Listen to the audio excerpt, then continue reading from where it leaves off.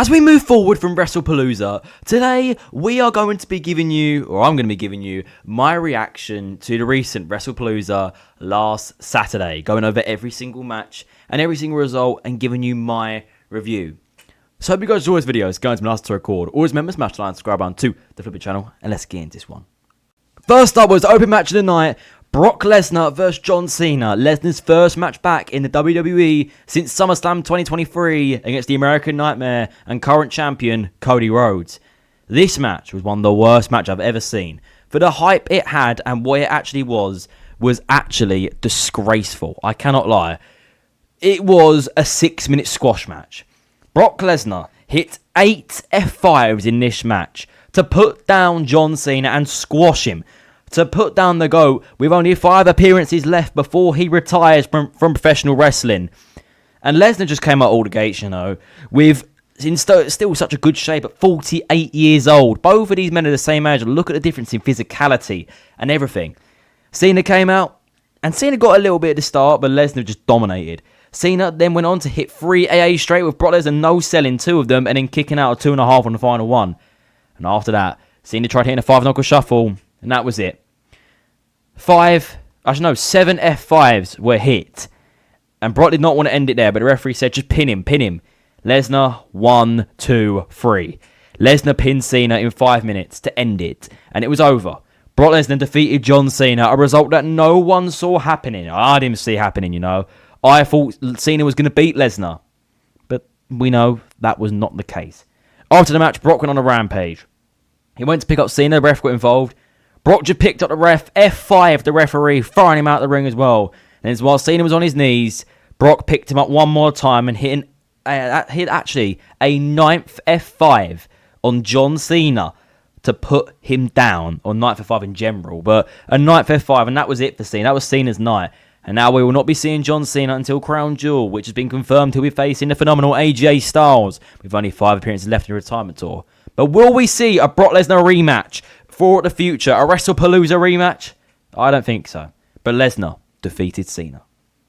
Next up was the Vision. Bron Breakker and Bronson Reed defeating the newly reunited Usos in a tag team match, which was chaotic, you know.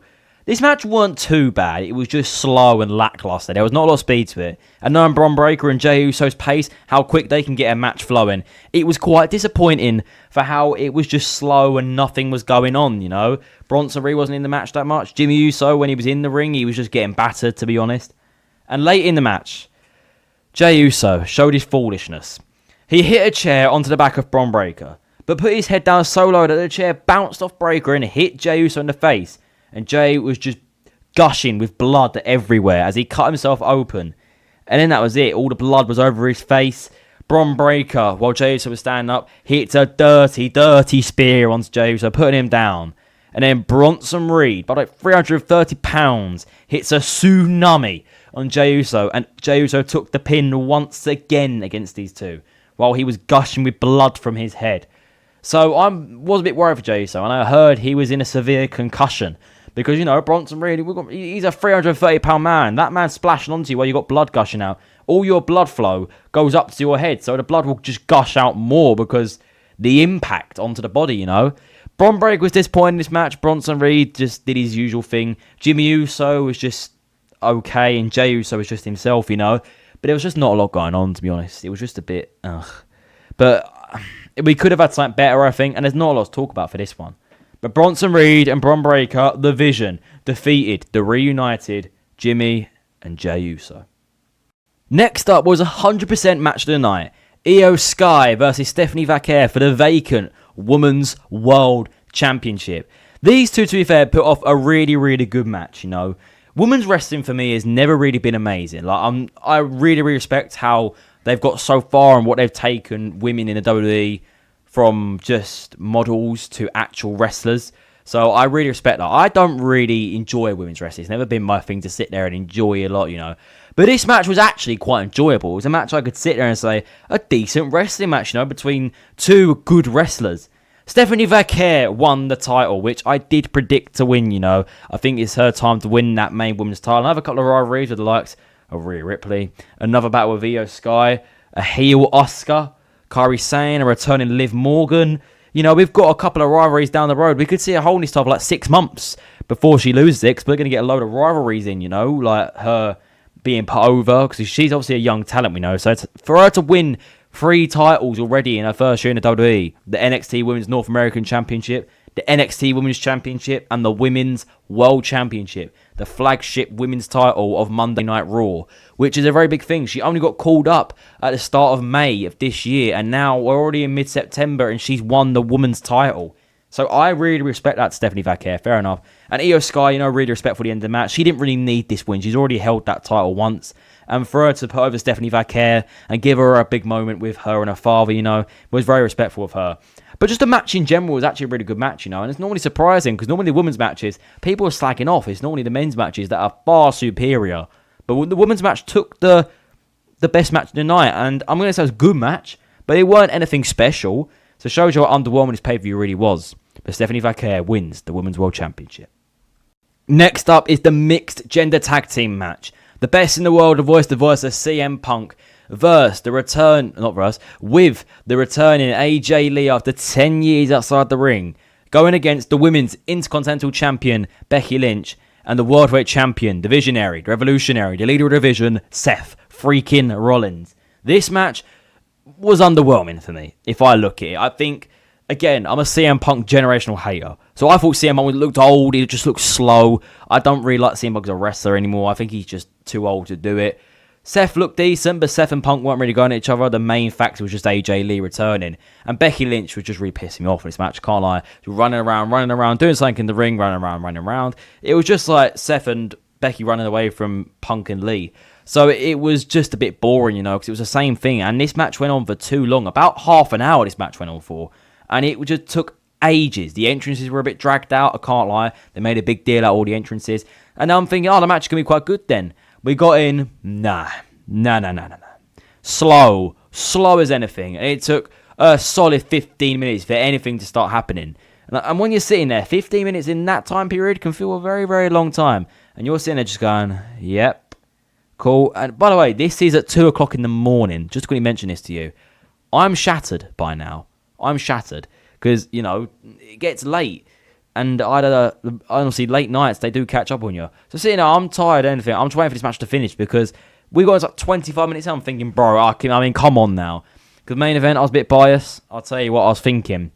But yeah, this match was meh. We had the right wingers in AJ Lee, and I thought AJ Lee would get a pin. Obviously, AJ Lee and Punk, I meant to mention.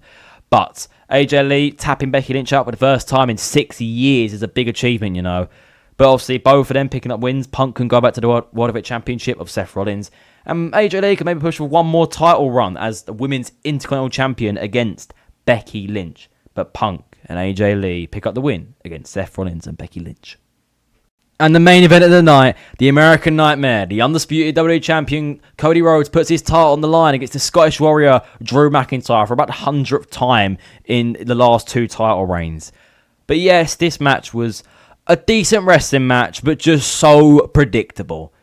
Listen, I wanted Drew McIntyre to win the championship here, and I heard backstage Cody Rhodes pitched the idea of Randy Orton costing Cody Rhodes the championship so Drew could win it, and it sets up maybe a Randy heel turn or just Cody turning heel on Randy, which would have been so much better of a direction, you know, to finally give Drew that title reign he's deserved for the last 5 years. The last one on the WWE Championship was in 2020, you know, and he lost so many title opportunities since then.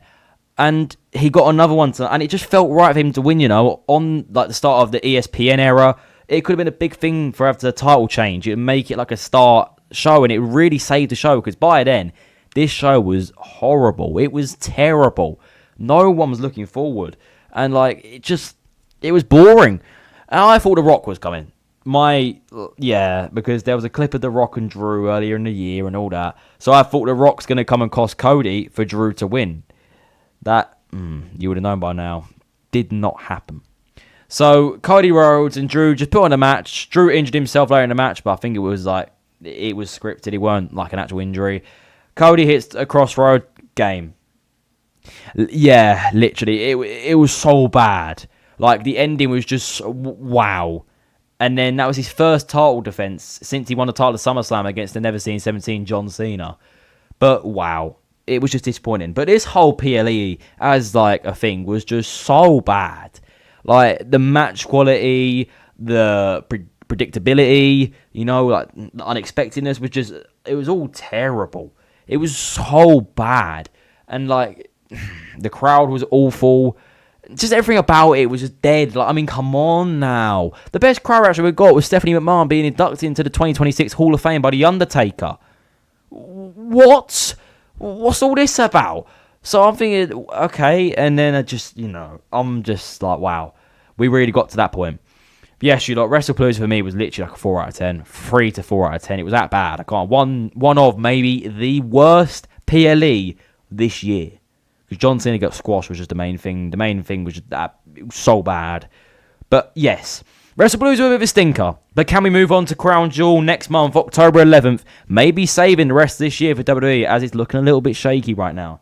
But thank you for watching. It has been us to record. Always remember to smash like and subscribe on to the Flippin' channel. And I'll see you all day faces soon. Goodbye, guys.